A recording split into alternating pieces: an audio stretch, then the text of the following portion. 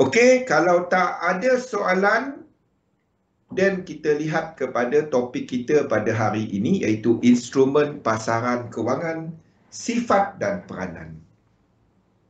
Apa yang saya kongsikan kepada anda hari-hari adalah adalah fundamental tau.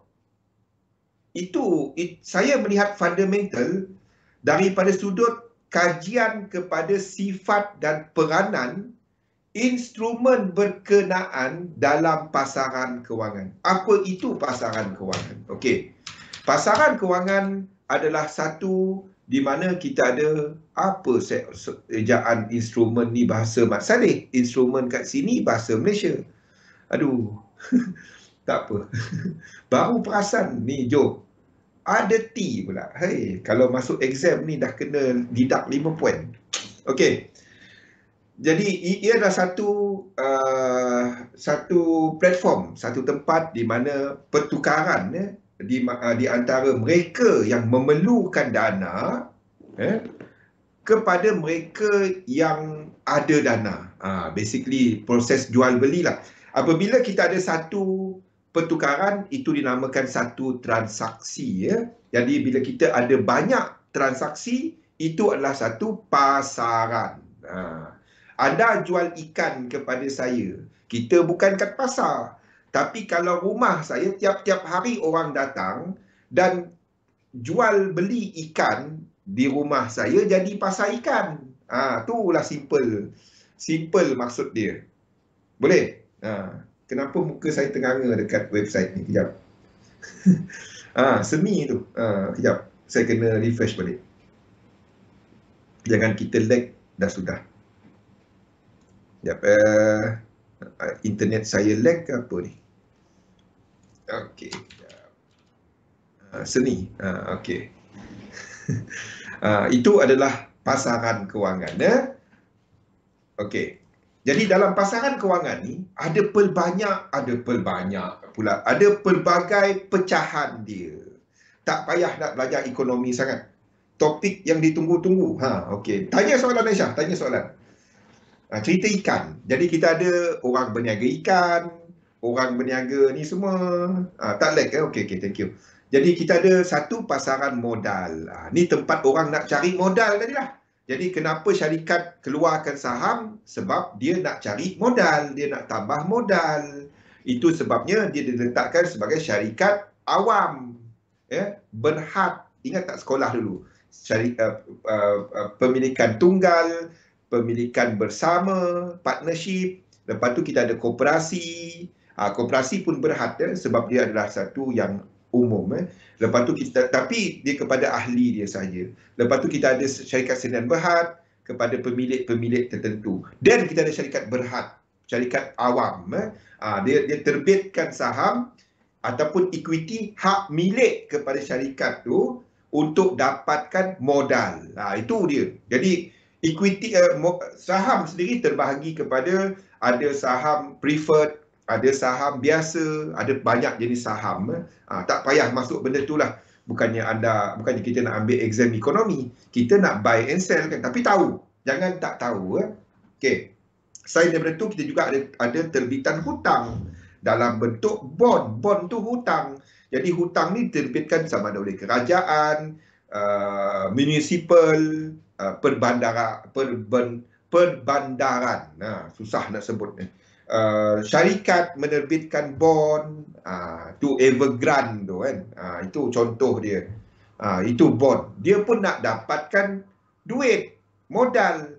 Contohnya kita ada projek lebuh raya Pen Borneo. Jadi kita ada terbitan suku. Jadi duit tu, dana tu digunakan untuk membina highway tu. Tu adalah contoh terbitan bond. Lepas tu kita ada pasaran komoditi. Komoditi terbahagi kepada dua jenis. Satu adalah hard commodity. Hard commodity ni benda-benda yang seperti logam, berharga emas, perak. Kita ada komoditi industri, steel, keluli. Soft commodity, benda yang ditanam. Anda ada seperti cotton, itu soft commodity. Okay? Semuanya berkaitan. Everything berkaitan. dan kita ada pasaran derivatif. Pasaran derivatif ni diwujudkan untuk melancarkan apa proses, sama ada proses dagangan ataupun proses pembelian di hadapan. Contohnya, kita ada pasaran komoditi tadi Anda boleh beli gold pada harga spot. Mana ada? Siapa dapat harga gold harga spot? Tahu tak, anda tak akan dapat gold tu pada harga spot. Harga spot yang anda tengok dekat chart sekarang ni, anda pergi kat kedai, anda cakap kat dia, aku nak beli gold pada harga ini kan. Ni harga dia 1,700 berapa ni? Untuk berapa ounce kan? Tak ada. Mana ada?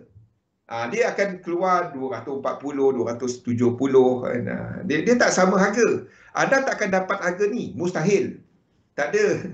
Anda masuk kedai, apa-apa kedai, bawa cat gold. Gold harga ni, mana ada? Harga tak ada harga ni kan. Dia adalah kepada harga futures. Harga futures di mana dia adalah untuk membantu satu kepada supplier, kepada pengeluar, supaya dia orang tahu bila dia orang keluarkan produk dia ke depan. Contohnya kelapa sawit, lagi setahun nak ranum buah dia, nak masak buah dia. Kita punya lot satu kelapa sawit ni punya lot 2-3 hektar ni. Dah ada pembeli dia. Kita tahu dah mana nak jual dia. Pembeli pun tahu dia akan dapat bekalan. Jadi kita ada clearing house yang akan menerbitkan Jadi dia bertindak sebagai tempat untuk proses ni berlaku. Pembeli nak beli, penjual nak jual, dia orang jual kat situ dan beli kat situ menerusi terbitan futures. Tu benda-benda dia lah. Option, pilihan, forward, swap, kredit, semua tu adalah produk over the counter. Itu direct buyer dengan seller. Jadi beza dia, forward ni lebih kurang macam futures. Kalau anda tengok forward rate untuk tukaran asing, anda pergi dekat bank tu masuk kan, 3 bulan, 6 bulan forward rate, apa ke benda tu. Tu rate ke depan. Kalau anda beli pada hari ni, 6 bulan anda boleh pakai rate tu dalam tempoh berapa lama tu. Kalau dia naik, anda untunglah. Sebabnya anda dapat rate yang lebih rendah. Tapi kalau jatuh, anda rugilah. Sama macam futures. Tak apa. Tahu sahaja. Saya tak perlu terangkan satu-satu ni. Pasaran mata wang. Ni adalah pasaran terbesar dan paling cair. Senang. Tukar beli. Ada tekan 18 layer, anda dah ada EU. Anda dah ada EU. Anda dah ada euro. Kan? Anda pergi dekat exchanger, money exchanger, anda dapat cash. Itu pun adalah transaksi mata wang. Dan menurut laporan BIS April 2019, satu hari transaksi dia 6.6 trilion. Tapi ini bukannya yang anda trade hari-hari tu. Spot market dan juga kepada ni yang banyaknya adalah something kita kenali sebagai swap. Swap punya transaction. Spot transaction yang kita trade ni tak banyak. Banyak lah, tapi tak adalah banyak macam swap. Sebab swap ni senang sikit. Dia ada satu kaki yang kekal, satu kaki yang tak kekal. Tak apa. Yang anda perlu tahu adalah benda ni. Macam mana pun anda sembang, US dollar, orang cerita pasal dinar emas lah, apalah kan. US dollar masih leading. Dia masih merupakan mata wang yang paling banyak transaksi. Hampir 90% di dunia ni, pertukaran melibatkan US dollar. Anda nak kata yuan lah, anda nak kata euro lah. Tak. US dollar masih king. US dollar masih king. Kita ada Singapore dollar juga yang makin naik. Dia punya transaksi harian. Itu adalah US dollar. Jadi kita dengarlah orang cerita apa kan. Tak lama lagi orang tak pakai US dollar kripto. Anda nak bohong macam mana? Kan? US dollar kat situ statistik dia menunjukkan hampir 90% cross border transaction melibatkan US dollar. Jadi US dollar tetap king. Anda ceritalah, dulu tak suka Trump, sekarang ni tak suka Biden. Macam-macam lah anda nak cerita. US dollar tetap king. sebab dia merupakan mata wang yang paling banyak dan senang diterima di mana-mana. Itu US dollar. Okey. Sifat US dollar ni maksudnya banyak aset, banyak transaksi melibatkan US dollar, banyak quotation. Macam kita lah, kita nak beli Kimi. Kimi suka beli apa dekat Amazon? US dollar. Kan? Anda membeli satu mesin dekat Sweden. Dia ada mata wang sendiri, kan, Swedish krona. Anda tetap dia berapa Swedish krona? Berapa Swedish krona kepada dolar, kepada ringgit. Kalau dia quote, anda akan terima quotation tu kebiasaannya dalam mata wang apa? Dalam mata wang dolar. Itu je. Sebabnya pertukaran di antara Swedish krona dengan ringgit, transaksi dia, kontrak dia tak banyak. Jadi anda kena tukar dolar dulu, baru tukar kepada Swedish krona. Dan untuk yang menerima tadi, dia terima ringgit, tukar balik kepada dolar, dolar tukar balik kepada Swedish krona. Jadi macam mana pun, banyaknya kos transaksi melibatkan US dollar. Di sinilah kenapa faktor liquidity, kecairan market, ini kata kunci dia untuk besok. Kecairan pasaran banyak dipengaruhi oleh US dollar. Maksud saya macam ni. Ni maksud saya. Anda pernah tak nampak chart mengenai economic cycle? Economic cycle macam ni. Pernah tak nampak chart macam ni? Economic cycle. Throw ataupun lembah. Tak apa, kita guna bahasa rambut kuning. Throw, peak.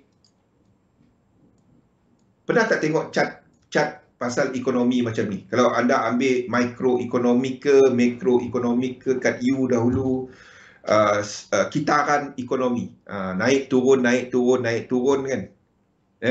Lepas tu ekonomi slow down, dan selepas tu kita ada throw balik, peak balik, throw balik, peak balik, lembah dan puncak, lembah dan puncak kan. Okey. Dalam ekonomi, dalam ni kita selalu dengar biasa tak dengar pasal sentimen dipengaruhi oleh greed dan fear. Kan? Dan inilah yang mempengaruhi apa yang kita nampak sebagai sentimen pasaran, perasaan market. Jadi dalam extreme fear kita berada dekat throw. Bila extreme greed kita berada dekat peak market. Apabila kita cuba untuk memahami sentimen pasaran, ada 3 faktor dia. Saya nak kaitkan dengan US dollar tadi. Ada 3 faktor dia. Dan kita lihat, saya gunakan contoh paling mudah. Kita ambil contoh kita sendiri. Okey? Anda nak faham fundamental, benda ni je. Terdapat 3 faktor. Terdapat 3 faktor. Yang pertama dikenali sebagai liquidity ataupun kecairan pasaran. Kecairan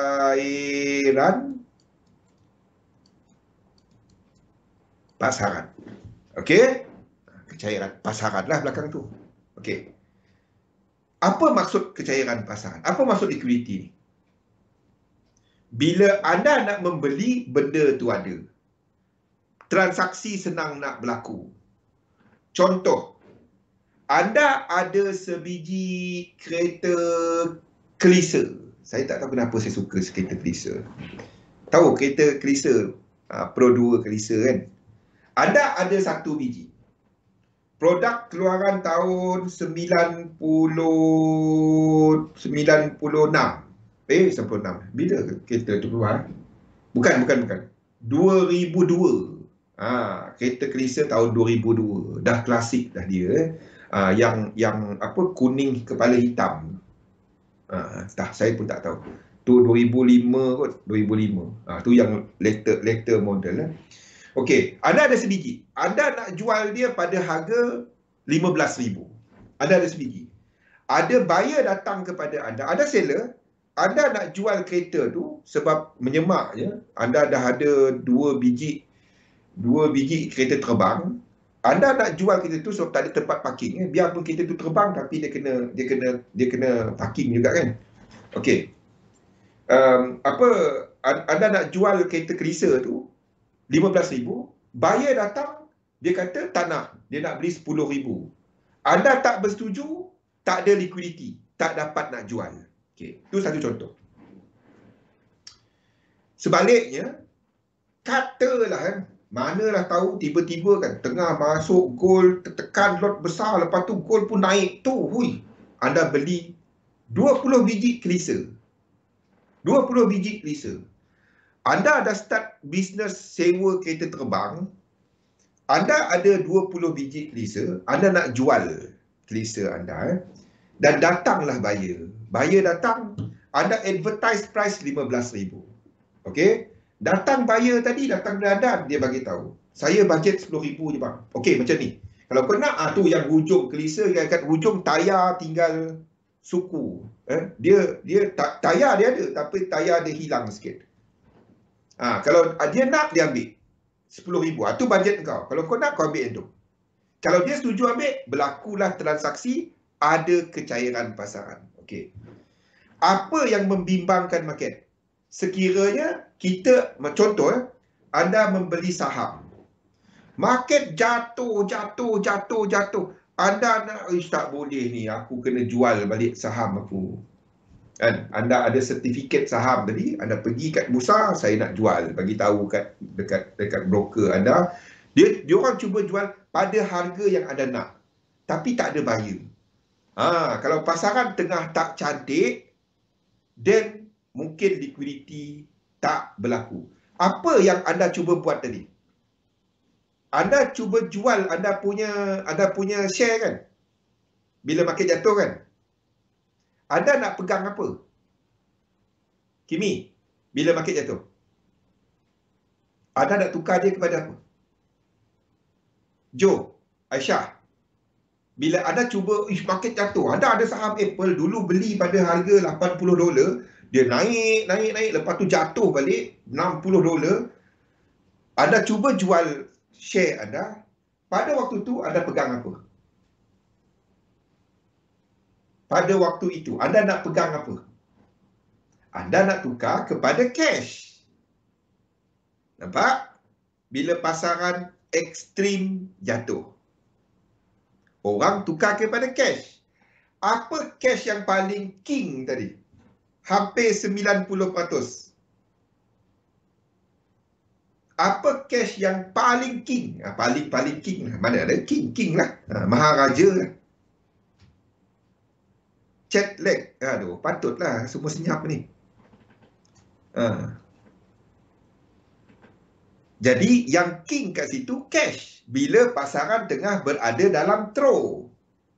Okey. US dollar. Nampak? Itulah US dollar. Okey, bila market berada dalam throw yang bawah ni tadi. Okey. Itu senario ekstrim throw. Nombor 2 adalah dia ada 2 kali tau. 2 kali ya. Bila anda dah beli, market naik balik, anda pegang, tukar cash anda, dan market nampak naik. Tak boleh. Aku dah keluarkan saham Apple aku kan. Ni dah naik balik ni, aku nak beli lagi. Okay, now, bila anda beli lagi, bila pasaran mula naik, anda tukarkan cash anda kepada aset lain.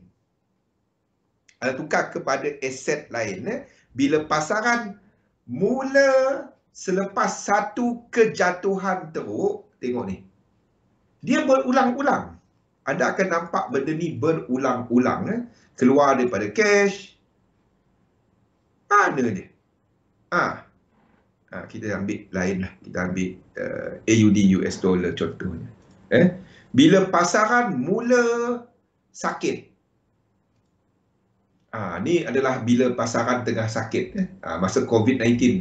Bukan kita je sakit. Pasaran tu sakit kan. Bila market tengah recover balik, Fed bagi tahu dia jamin liquidity, dia letak banyak-banyak, dia sokong market. Kita nampak asset purchase berlaku, maksudnya kalau market jatuh, bank pusat akan beli, tak kisah. Bank of Japan beli bond, kita ada US punya treasuries, Fed pun membeli kepada mortgage-backed securities, dan itu memberikan jaminan kepada pasaran bahawa kalau apa-apa hal berlaku, aku boleh dapat duit aku. Orang start membeli balik. Kita nampak AUD US dollar naik. Maksudnya, apa yang lemah pada waktu ni? Apa yang lemah pada waktu ni? Refresh browser, thank you. Yang lemah pada waktu ni US dollar. Anda tengoklah dollar index. Anda tengoklah semua dolar ni. Pada waktu permulaan ya, selepas market crash. Benda ni berulang-ulang. Jadi US dollar semasa market teruk-teruk jatuh ni US dollar. Itu dipanggil sebagai flight to quality. Bila market naik, pada waktu ni US dollar lazimnya pada yang pertama US dollar negatif. Lazimnya. Bila orang mula keluar daripada market, Azim punya leg teruk Azim. Okey, bila orang keluar daripada market, bila profit taking berlaku, anda jual saham anda ambil apa? Sama juga. Bila kita dah hampir sampai puncak, anda sedang mengambil untung. Katalah anda masuk balik market, anda keluar daripada US dollar, anda masuk balik market, profit taking, US dollar pada waktu ni, US dollar positif.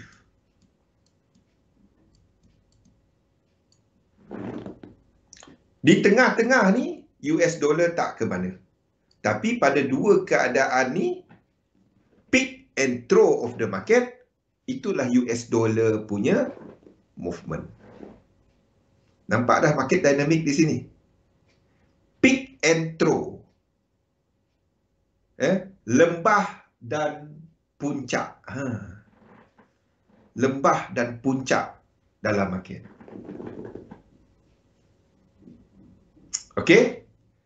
Itu adalah faktor liquidity ataupun kecairan pasar. Disebabkan hampir 90% daripada transaksi dalam pasaran currency melibatkan US dollar. Sebab tu ada sembang lah, bang, ini euro lah, ini GBP lah, ini chef lah. Tak. Itu semua follower. Yang besar kat situ US dollar. Nombor 2 dalam fundamental pasaran adalah faktor yield ataupun pulangan. Di sini kita melihat kepada faktor pulangan. Kepada perbezaan interest ataupun pulangan daripada perbezaan pegangan sesuatu instrumen kepada future return of satu-satu instrumen. Jadi sekiranya kita ada pegangan cash, kena faham macam mana institution melihat kepada dia macam ni. Duit ni sentiasa bergerak tau. Kalau kita melabur, anda tak nak tempat anda melabur tu pegang cash. Anda nak dia pegang kepada satu instrumen yang mendatangkan untung. Tetapi pegangan cash tu sendiri boleh mendatangkan keuntungan. Itu dikenali sebagai swap. Bila kita bercakap mengenai cross border, anda ada ringgit contohnya. Interest rate Malaysia mungkin 1%. Saya bagi contoh lah, 1%. Lepas tu itu kepada ringgit punya interest. Anda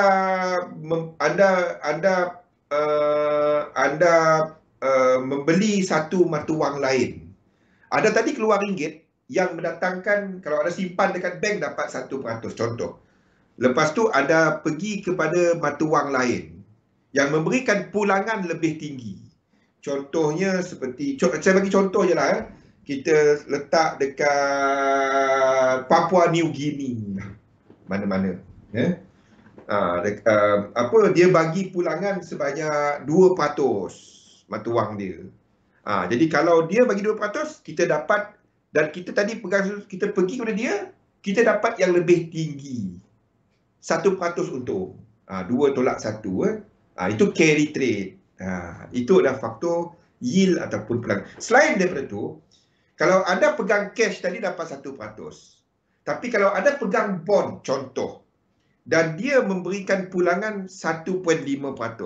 Jadi anda ada net ataupun bersih 0.5%. Itu faktor yield.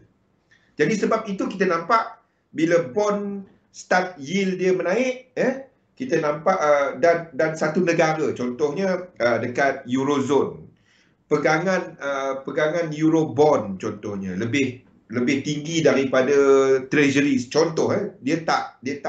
Tetapi kalau Treasuries memberikan pulangan yang lebih rendah berbanding dengan Eurobond, orang pelabur pun memilih untuk membeli Eurobond. Kalau Eurobond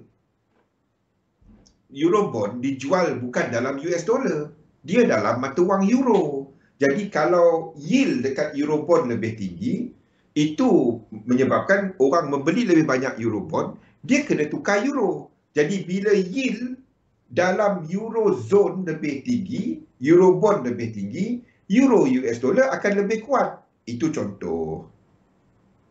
Tak gerak lagi, refresh.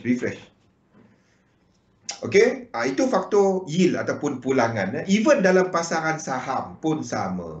Nombor 3 adalah kepada risk.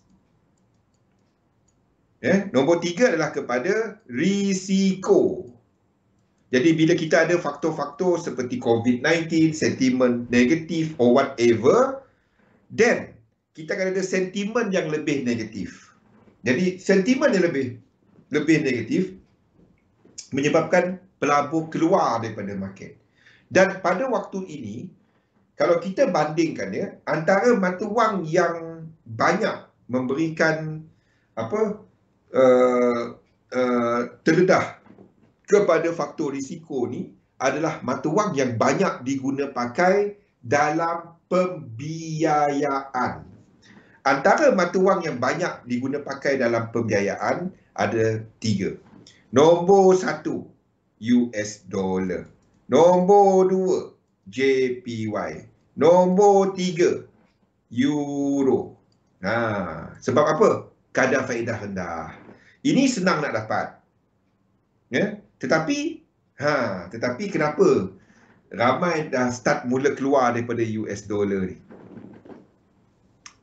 Kenapa? Kita ada kecairan yang tinggi dekat JPY. Kita ada kecairan yang tinggi dekat euro. Diorang dah lama sejak 2016 buat something yang kita panggil sebagai QE. US dah buat, tapi lepas tu dia keluar balik, lepas tu start balik bila COVID-19 ni berlaku. Jadi kita ada 2 central bank yang akan bermesyuarat pada minggu ni mengenai polisi dia. Yen, euro, US dollar. Okey, apa maksud semua ni? Bila kita ada sentimen yang positif, anda akan dapati yang jadi pilihan banyaknya adalah kenapa yen? Yen ni kita ada something yang macam EPF dia. Dia punya government punya pension investment fund yang banyak melabur di luar. Selain daripada itu, dekat Jepun sendiri banyak dana-dana dia melabur kat luar. Syarikat-syarikat dia pun melabur kat luar.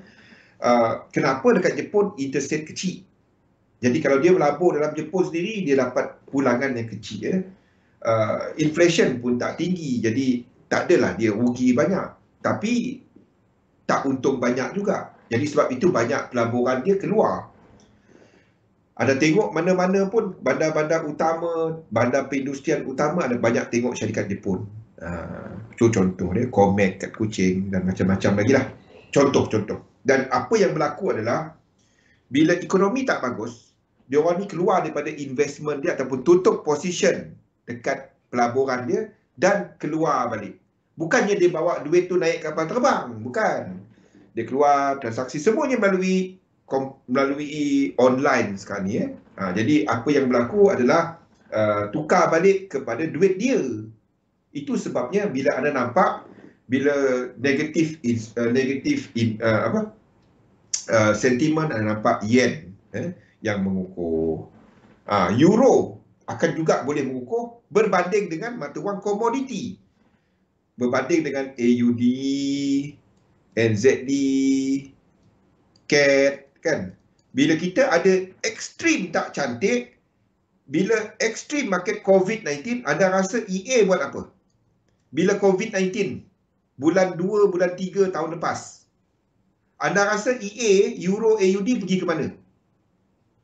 Azim, bila kita ada market yang COVID-19 jatuh dekat pasaran saham, Euro AUD pergi mana? Euro NZD pergi mana? Euro CAD pergi mana? Pacak. Tu dia. Ni contoh. Mana euro? Cari dia. Tu contoh-contoh dia lah. Euro AUD. Ni pacak. Pada bulan 3. Ni. Tahun lepas. Bukan ni. Ni. Ni naik. Masa COVID-19 punya tu. Tu yang kita nampak. Bukan ke bawah, ke atas. Euro. Sebab orang keluar daripada market. Sama macam JPY, Euro, AUD US dollar.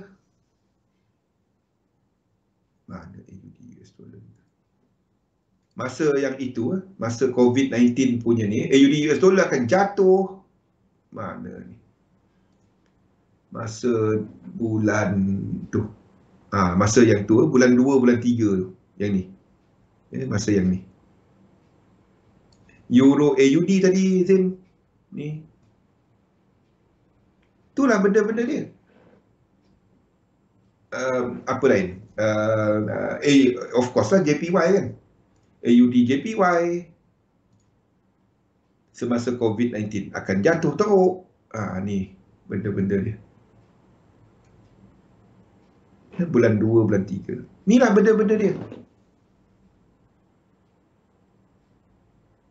Mana dia tadi? Ini adalah kepada sifat dia. Dan satu lagi mata wang yang kita jangan lupa dengan kawan kita ni.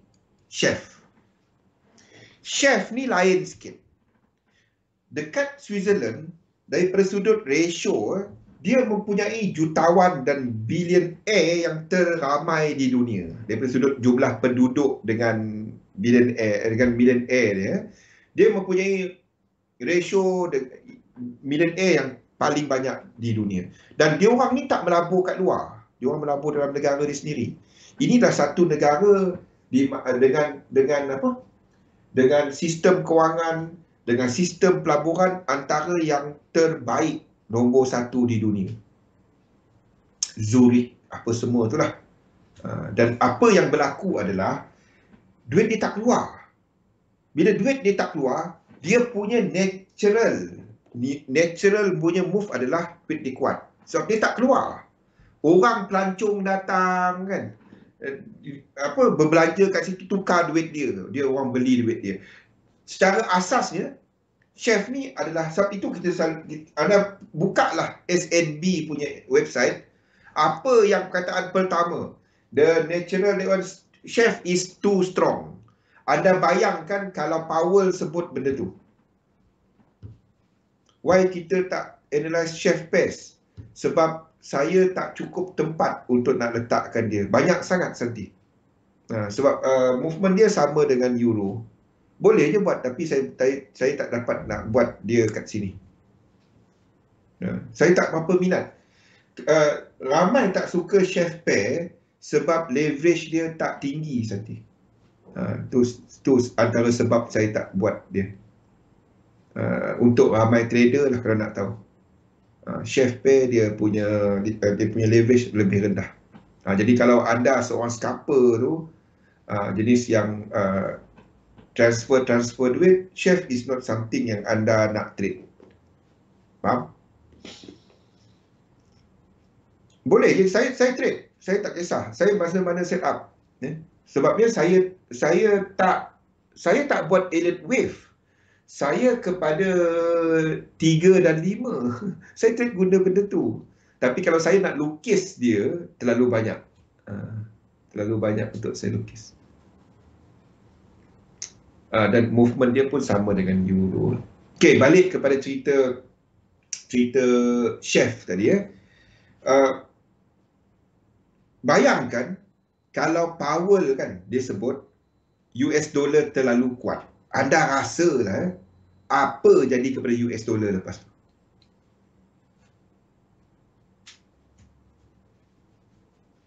Anda rasalah. Suka sangat kacau. Selepas SNB bomb 15 Januari kan, tu salah satu sebabnya chef ni orang tak berapa minat. Bayangkan kalau Powell sebut US dollar is too strong. Pandai lela macam ni lah. Kalau chart anda kan dia bawah chart pergi je. Tapi Jordan tu yang SNB punya CEO dia company, dia selalu sebut apa? Kita buka website dia. Tengok ni. Dia lepak je sebut. Tak kisah pun. Relax je dia sebut. Kalau lain-lain central bank sebut benda tu, habis je. Dia lepak je. Tengok apa dia sebut. Dalam setiap statement dia.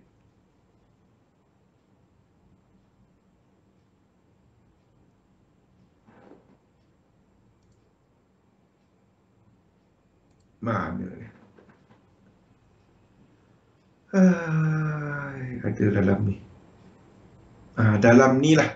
Cari dalam ni.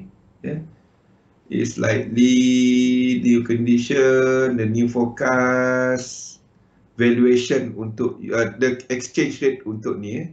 Dia sentiasa sebut bahawa dia memiliki penilaian yang terlalu tinggi. Adalah dalam ni. Pergi cari dalam SNB punya website. Dia sentiasa sebut benda tu. Atas sikit dia, tak apa. Basically, dia lepak je sebut. Tapi tak ada apa-apa reaksi. Kenapa? Sebab market tak percaya dia orang. Remain highly valued. Itulah. Jadi siapa yang trade chef ni? Siapa yang keluar masuk, yang melabur kat luar? SNB. Swiss National Bank yang banyak melabur kat luar, kalau anda nak tahu. Yang banyak melabur kat luar adalah Swiss National Bank. Sebab duit dia sentiasa nak kuat. Jadi dia kena bawa orang dia tak melabur kat luar, jadi dia sendiri melabur kat luar. Sebab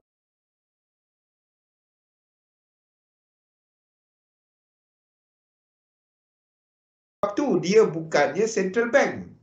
Kena faham tu. Swiss National Bank adalah satu syarikat. Itu sebabnya kita tak dapat kata dia sebagai currency manipulator. Nampak tak pandai dia orang ni daripada sudut undang-undang. Swiss National Bank tu bukannya central bank, dia bertindak sebagai central bank, tapi it's not your normal set up daripada sudut undang-undang. Kalau anda nak tahu, ni something yang pernah didebatekan dahulu. Okay, Swiss National Bank ni, the SNB ni, okay, dia jaga monetary policy apa semua ni, okay, dan dia ada office di Bern dan juga di Zurich, as well as branch in Singapore. Okay, tengok, dia ada shareholder, dia ada org chart, dia syarikat tau. Dia company. Q&A the SNB as a company. Nampak tak? Dia lain. Dia tak sama macam bank lain. Yang lain-lain tu, Bank Negara Malaysia, Federal Reserve, Bank of England, itu bank pusat yang dilantik. Memang dia pun dilantik, tapi dia operasi dia sebagai company. Sebab dia melabur dan dia melabur kat luar. Faham? Dan company apa dia punya kerja? Keuntungan. Nampak? Dia lain. Dia tak sama. Dia tak sama dengan lain-lain. Dia tak sama. Sebab itu dia punya org chart semua lain, tak sama. Tak sama. Dia punya constitution semua, dia punya ni semua tak sama.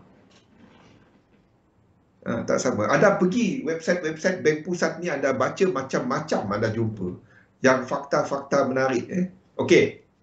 Kenapa kita nak tahu benda-benda ni? Macam mana kita nak apply all this fundamental? Kan?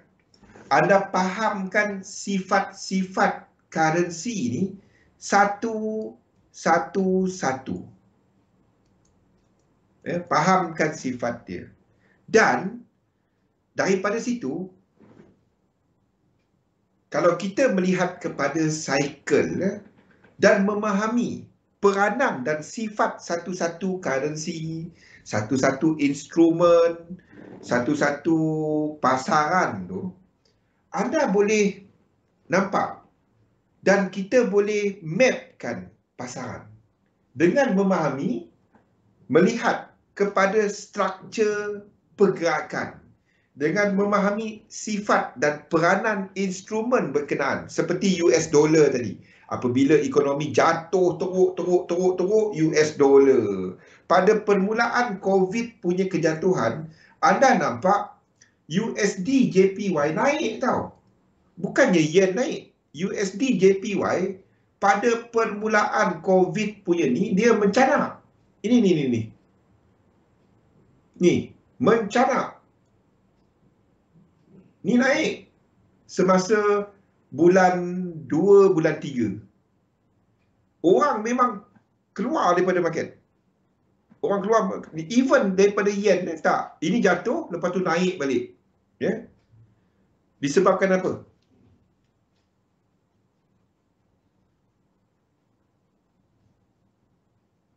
Ini adalah bila COVID start cases dia dekat ni. Kita ada Wall Street start jatuh apa semua. Lepas tu kita ada kenaikan balik. Lepas tu kejatuhan ni. Ini US dollar punya kelemahan. Pada waktu ni, kalau kita katakan, oh UJ jatuh, pasaran saham mesti jatuh. Tak, pasaran saham pada waktu ni mencanak-canak naik pada bulan 3 sampailah bulan 1 ni. Mencanak-canak saham naik. Pada waktu yang ini, itulah market memang lost confidence terus dengan financial. Orang semua pegang cash saja. Pada waktu ini, yang anda tengok dekat Wall Street apa semua, orang start keluar dalam majalah, market might collapse, market might apa, bukan might, dah memang collapse. Waktu tu orang tak pegang yen pun tak, US dollar. Pada waktu tu.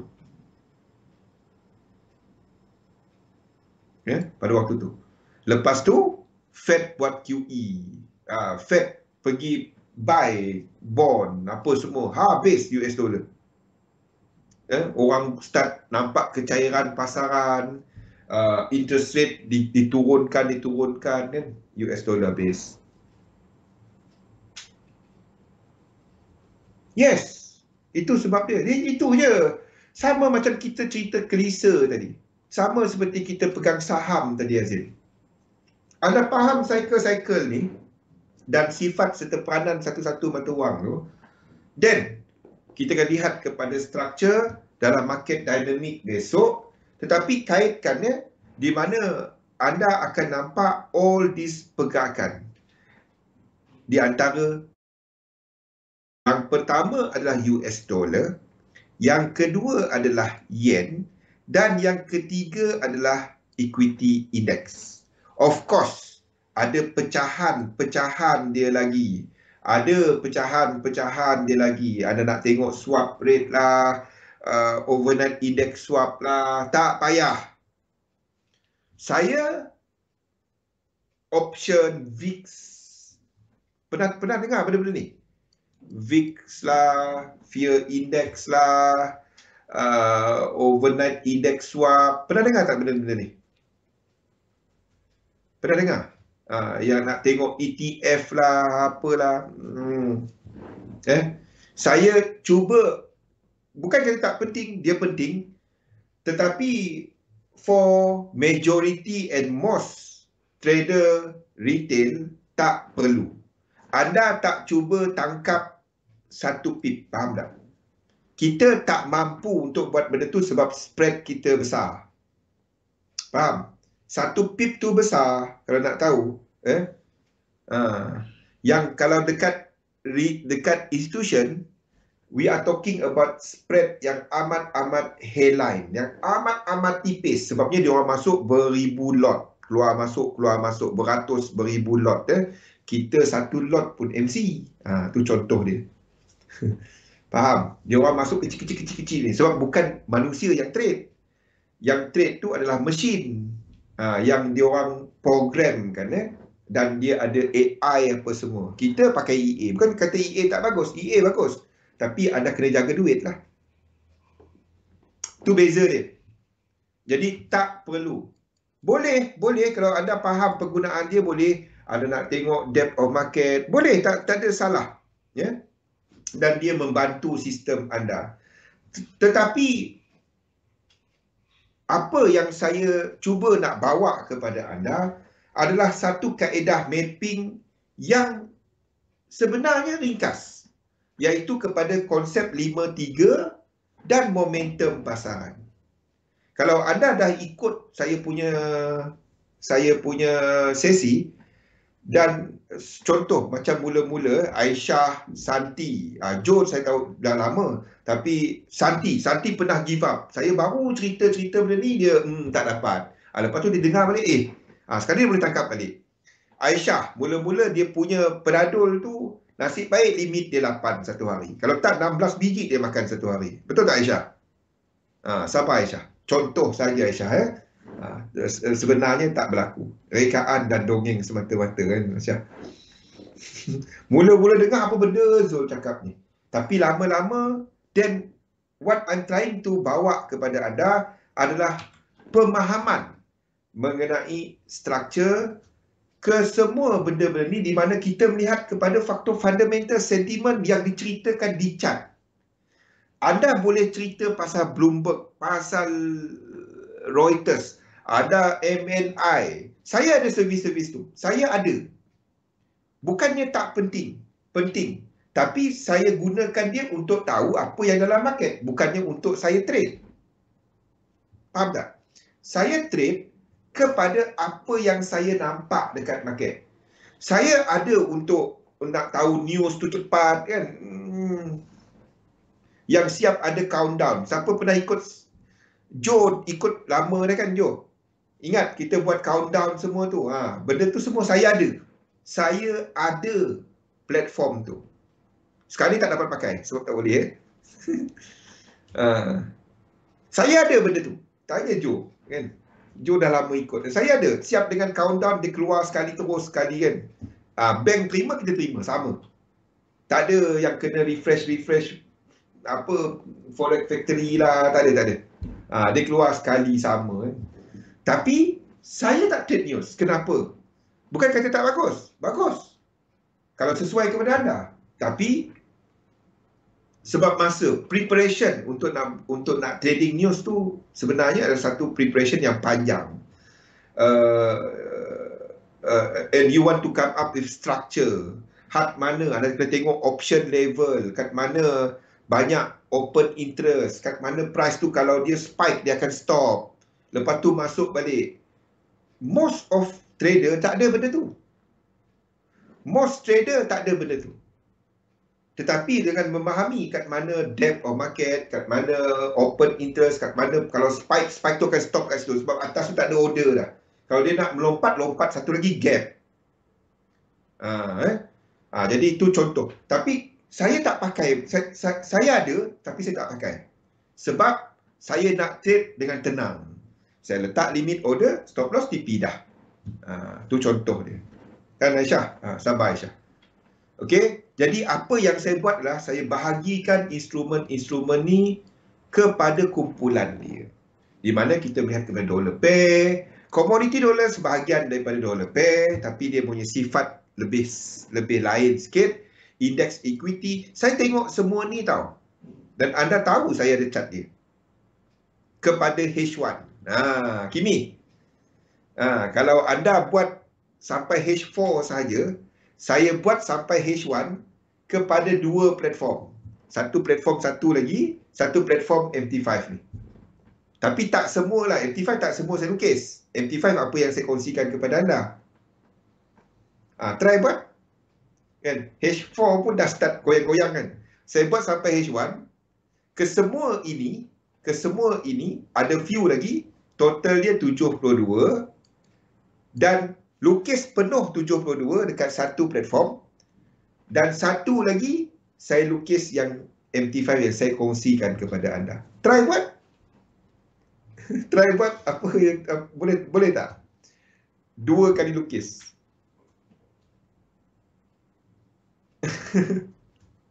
Try buat. H4 dia dah gigil-gigil. Ni H1 72 campur MT5. Tak lama pun. Tak lama. Dia lama masa mula-mula MT5 tu. Saya menggigil lagi. Macam mana nak guna dia? Sekarang ni laju lah.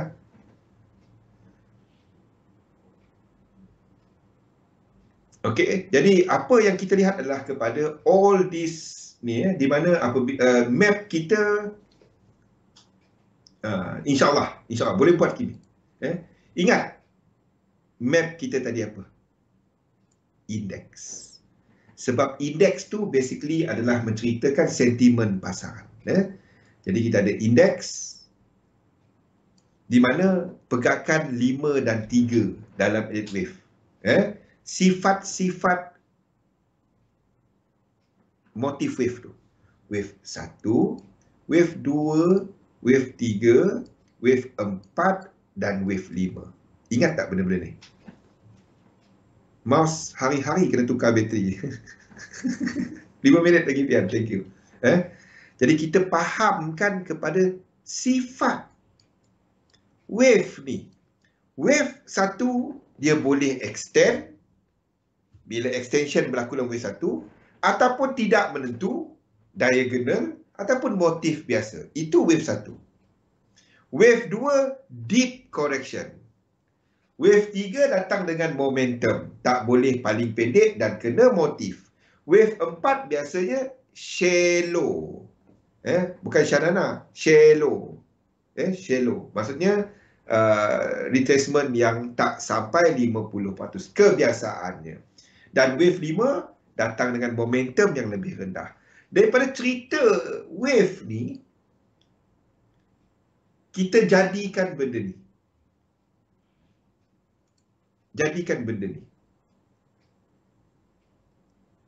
Dan memahami sifat pasaran. Ingat, dollar dynamic berlaku pada wave 1 dan wave 5. Itu masanya dollar dynamic. Dollar dynamic boleh berlaku dalam skala lebih kecil, wave 4 dan wave 2. Boleh. Tetapi lazimnya anda akan nampak yen dynamic semasa wave 2 dan wave 4. Ini kita ceritakan besok. Dan wave 3 adalah negative yen dynamic. Basic dia untuk nak faham dynamic adalah benda ini sahaja. Yen ataupun US dollar. Positif ataupun negatif.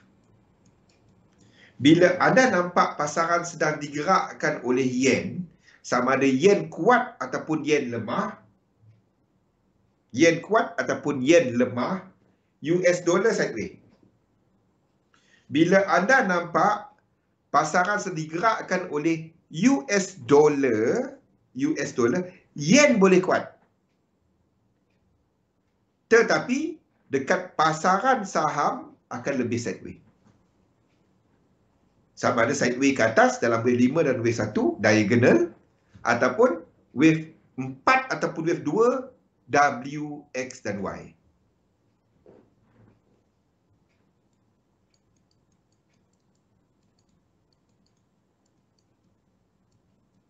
Nampak dah mapping dia, Pian?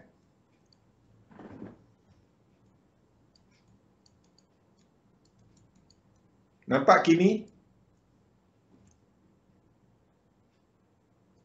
Ini untuk positif kan? Ini untuk negatif. Motif wave 3. Nampak benda-benda ni? Ada tengok market, ada sedang tengok yen ke US dollar. Fikirkan benda tu. Yen ke US dollar? Mana kunci dia? USD JPY tadi kan tak? Kawan kita tadi. Tengok benda-benda tu dan insyaAllah ada tangkap konsep ini, esok kita sambung. Menarik kan? Ya? Esok kita sambung. Boleh? Malam nanti sekejap lagi, sebentar lagi pada jam 8, jangan ke mana-mana. Kita ada Follow the Bull Show. Saya, Imran dan juga Zatul. Kita akan berbincang mengenai pasaran tenaga, harga naik, gold jatuh sikit pada hari ini, but gold pula, minyak jatuh sikit pada hari ini, tapi kita bincangkan apa peluang-peluang dagangan yang ada. Kita akan bincangkan pada sesi jam 8 nanti ya. Labur dalam satu sistem, dagangkan sistem anda, insyaAllah jumpa lagi pada jam 8. Terima kasih semua. Assalamualaikum. Terima kasih.